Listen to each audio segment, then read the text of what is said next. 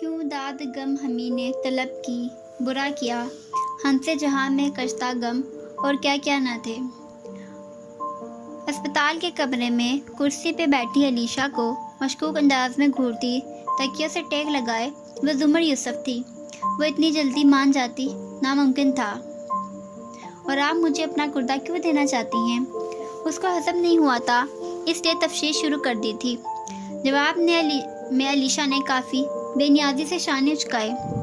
میں اس واقعے کا ذمہ دار خود کو سمجھتی ہوں۔ اگر میں آپ کے آفس آ جاتی تو نہ آپ ادھر آ جاتی، نہ دہشت گردی کا نشانہ بنتی۔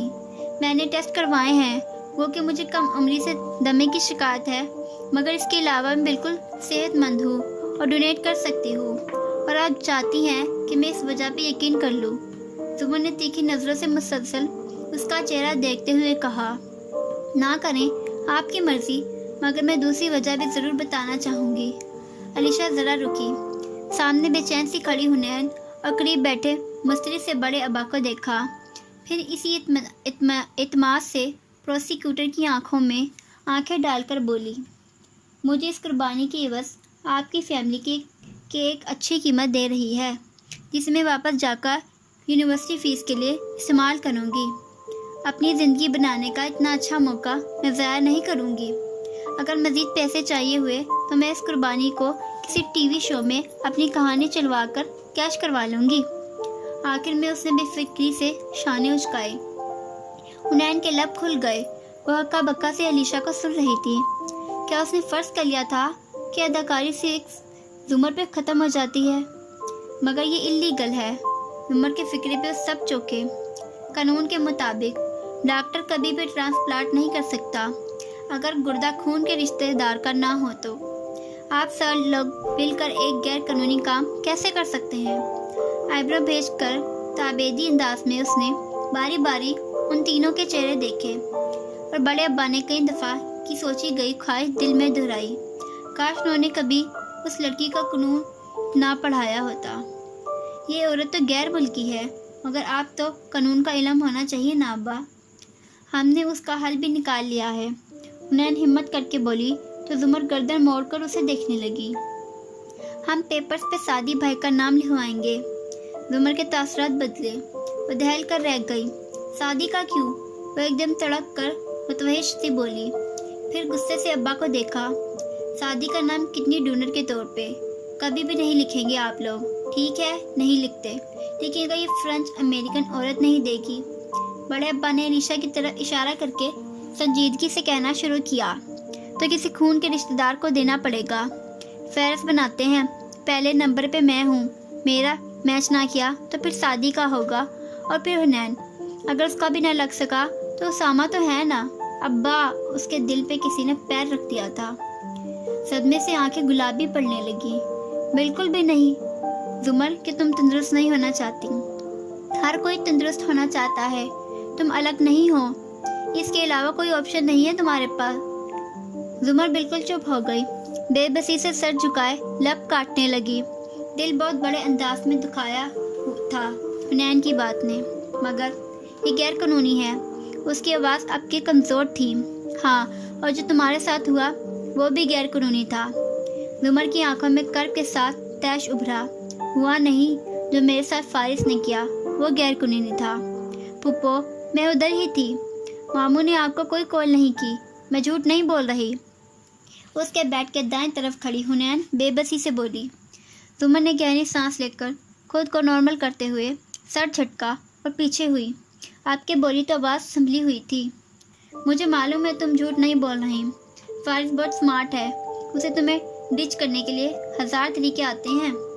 حنین کو دھچکا لگا، بہت بے یقینی سے پھیلی آنکھوں سے اس نے زمر کو دیکھا۔ جواب اپنا لحاظ درست کر رہی تھی۔ یعنی آپ مجھے جھوٹا نہیں سمجھتی، بلکہ آپ مجھے بیوقوف سمجھتی ہیں۔ یہ صدمہ زیادہ بڑا تھا۔ زمر انسنا کرتی لحاظ ٹھیک کر کے پیچھے ہو گئی۔ حنین کے لب بھیج گئے۔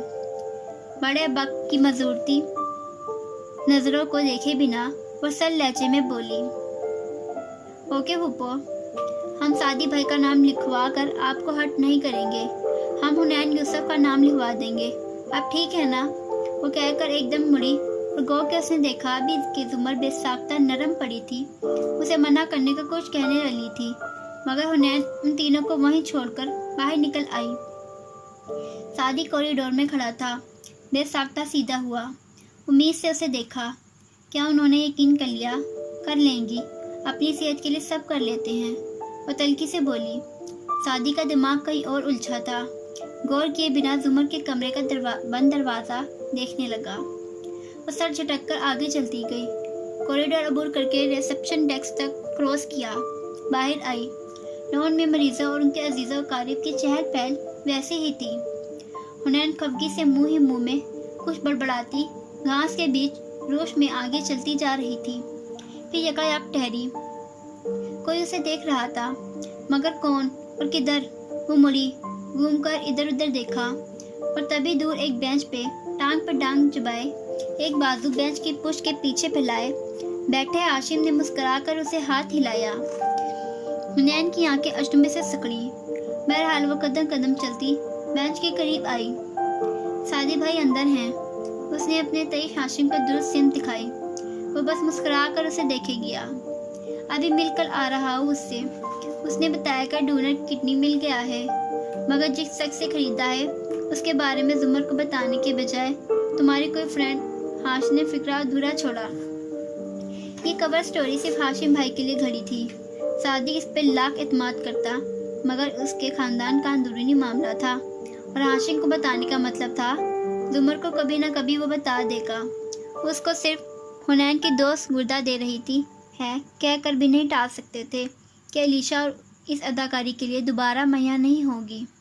हाशिम आता जाता रहेगा, अगर खटक गया तो खोज लगाएगा और पता चलने पर सादी से बदएतमाद हो जाएगा। तो पहले ही उसे मुतमिन कर दिया गया। वो हो भी गया। उसकी बला से गुर्दा गैर कानूनी तौर से ही खरीदा हो, उसका क्या मसला था? मसला तो सिर्फ अलीशा थी, जिसने अपनी फ़्लाइट आगे करवा ली थी।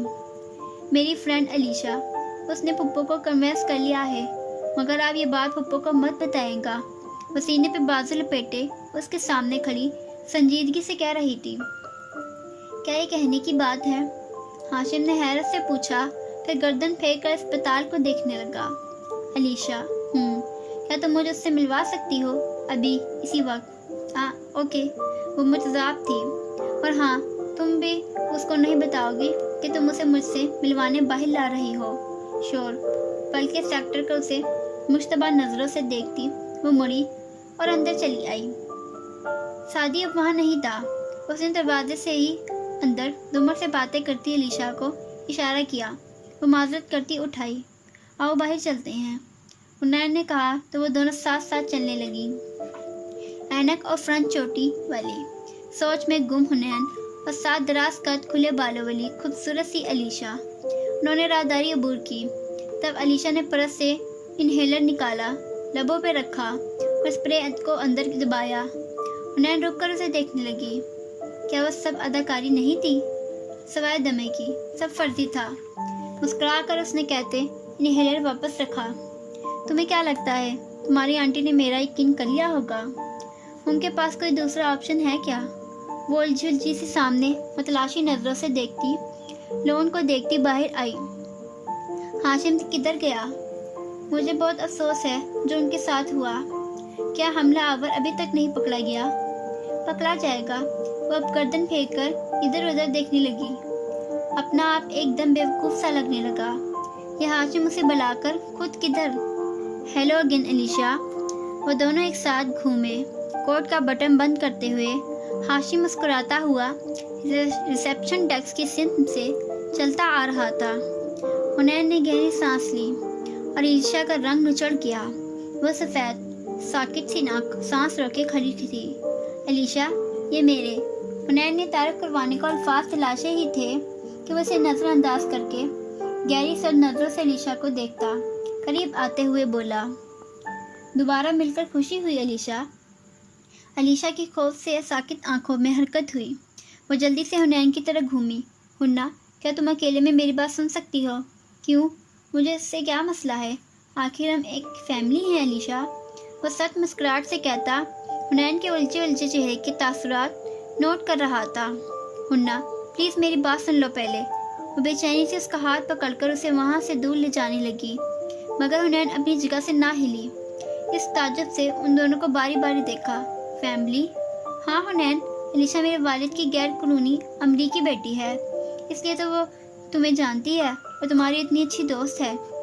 ابھی اس دن جب علیشا مجھے اور میرے باپ کو دھمکی دینے ہمارے آفس آئی تھی، تبھی تو اس نے مجھے بتایا تھا کہ کس طرح اس نے تمہارا اکاؤنٹ ہیک کیا، اور سوری، شاید بات علیشا نے تمہیں نہیں بتائی تھی۔ آخر میں افسوس سے اضافہ کیا۔ وہ جو ابھی تک الجھی سے کھڑی تھی، لفظ ہیک پہ کرنٹ کھا کر پیچھے ہٹی۔ بے یقینی سے علیشا کو دیکھا، جانے کب ہاتھ سے ہاتھ چھوٹا۔ اصل میں علیشا میرے ڈیڈ کے بارے میں کافی حساس ہے۔ چونکہ ڈیڈ اسے مخاطب تک ہونا پسند نہیں کرتے، تو یہ ہر اس شخص کے پیچھے پڑ جاتی ہے جس سے وہ بات کرتے ہوں، جیسے کہ تم، حنین۔ ہاشم پلیز، وہ نم ہوتی آنکھوں سے منت کرنے لگی۔ ہاشم کے چہرے کی سختی بڑھی، مسکراہٹ غائب ہوئی۔ کیوں؟ کیا یہ جھوٹ ہے؟ کیا تم ہیکر نہیں ہو؟ کیا تم نے میرے ڈیڈ کا اکاؤنٹ ہیک نہیں کر رکھا تھا؟ کیا تم نے ان کی اور حنین کی میلز پڑھ کر حنین کا اکاؤنٹ بھی ہیک نہیں کیا تھا؟ کیا تم نے حنین کی توجہ لینے کے لیے وہی گیم نہیں کھیلنی شروع کر دی تھی جو یہ کھیلتی تھی؟ ہاشم بس کر دو۔ اس کی آنکھوں سے آنسو گرنے لگے۔ بے اختیار حنا کو دیکھا جو پھٹی پھٹی نگاہوں سے اسے دیکھ رہی تھی۔ ارد گرد ریسیپشن پہ گزرتے لوگ اس وقت ان تینوں کو نظر نہیں آ رہے تھے۔ حنین، میں نے سب صرف یہ دیکھنے کے لیے کیا تھا کہ تم کون ہو، ورنہ اس کے بعد ہم واقعی دوست ہیں۔ وہ سب حقیقت تھا، میں نے تمہیں کبھی نقصان نہیں دیا۔ تم نے میرے باپ کے لیے میرے خاندان کی بچی کو ٹارگٹ کیا، اور پھر بھی تم میں اتنے گٹس ہیں علیشا کہ کہہ سکو کہ تم نے کچھ غلط نہیں کیا۔ مگر وہ صرف حنین کو دیکھ رہی تھی، خوفزدہ نم آنکھوں سے۔ حنا، میں تمہیں سب بتانے والی تھی، پلیز، وہ سب ریئل ہے۔ وہ گھٹنوں کی باتیں، وہ ڈرامے ڈسکس کرنا، وہ گیمز، وہ سب ریئل تھا۔ تم یہ کہہ رہی ہو کہ تم نے میری فیملی کی اس بچی سے میرے باپ کے بارے میں کبھی کوئی سوال نہیں پوچھا؟ علیشا بولتے بولتے لاجواب ہو گئی۔ حنین یکٹک اسے دیکھے جا رہی تھی۔ ہاشم کو اب اس کی مسلسل خاموشی سے کوفت ہو رہی تھی۔ وہ نامحسوس انداز میں حنین کے ساتھ جا کھڑا ہوا۔ اب وہ دونوں ایک طرف تھے اور وہ لب آپس میں مس کرتی، پریشان بھیگی آنکھوں والی علیشا دوسری طرف۔ علیشا میرے ڈیڈ کو بلیک میل کر کے ان سے پیسے لینے آئی تھی۔ اس نے تم سے دوستی بھی ڈیڈ کے بارے میں خبریں حاصل کرنے کے لیے کی تھی۔ اپنے دماغ پہ زور دو حنین، کتنی ہی دفعہ تم لوگوں نے بات پہ بات ان کا ذکر کیا ہوگا، ہے نا؟ وہ کٹیلی نگاہوں سے علیشا کو دیکھتا حنین کو بتا رہا تھا، مگر حنین وہ بالکل چپ کھڑی تھی۔ حنا، پلیز، میری نیت بری نہیں تھی، پلیز میری بات تو سمجھنے کی کوشش کرو۔ اور حنین کے پتھر لب ہلے۔ اس گیم کا کیا علیشا؟ کیا؟ علیشا کے بہتے آنسو رک گئے۔ میں 5 ماہ تک اس جیولز والی گیم میں پہلے نمبر پہ تھی، ٹاپ سکور۔ پھر محض 2 دن میں تم پہلے نمبر پہ آ گئی۔ تم نے کیسے کیا علیشا؟ ہاشم نے بامشکل اکتاہٹ پہ قابو پایا۔ وہ کہاں سیاست، سکینڈلز، بلیک میلنگ کی بات کر رہا تھا، اور کہاں ان لڑکیوں کے دماغ میں گیمز نہیں نکلتی تھیں۔ علیشا ندامت بھرے آنسو سے اسے دیکھتی رہی۔ وہ کچھ پوچھ رہی ہے، جواب دو، میں نے، اور اندھی ہوئی آواز میں کہنے لگی۔ امید اور خوف سے ملی جلی نظریں ہنوز حنا کے چہرے پہ تھیں۔ میں نے کچھ چیٹ کوڈ استعمال کیے تھے، اور حنین نے ایک دم غصے سے سر جھٹکا، تو تم چیٹنگ کر کے جیتی تھی۔ علیشا، مجھے بھی معلوم تھا کہ بے ایمانی کیسے کرنی ہے، مگر میں نے نہیں کی، صرف محنت کی، 3 سال میں لگی رہی، دوسرے سے پہلے نمبر پہ نہ آ سکی، مگر چیٹنگ نہیں کی، کیونکہ میں حنین یوسف تھی۔ بھائی نے مجھے قرآن کی آخری پارہ اور 5 بڑی صورتیں حفظ کرا رکھی تھی، کیونکہ میں بنی اسرائیل میں سے تھی، آل یوسف، انبیاء کی اولاد۔ میں نے بے ایمانی نہیں کی، اور تم 3 سال سے یہی کرتی رہی، درد سے پھٹے لہجے سے کہتی، غصے سے اسے دیکھ کر نفی میں سر ہلاتی اور قدم قدم پیچھے ہٹتی رہی۔ تم نے مجھے استعمال کیا، ہم اتفاق سے نہیں ملے، سب کچھ تم نے پلان کیا۔ فارس ماموں ٹھیک کہتے تھے تمہارے بارے میں۔ وہ پیچھے ہٹتی راہداری کے قریب ہو رہی تھی۔ علیشا نے کرب سے آنکھیں بند کر لیں، گرم آنسو بہتے رہے۔ اعمال کے نتائج یہی ہوتے ہیں اور بھٹکنا پڑتے ہیں۔ لوگ کہتے ہیں علیشا کہ کوئی لڑکا کسی لڑکی کا دوست نہیں ہو سکتا۔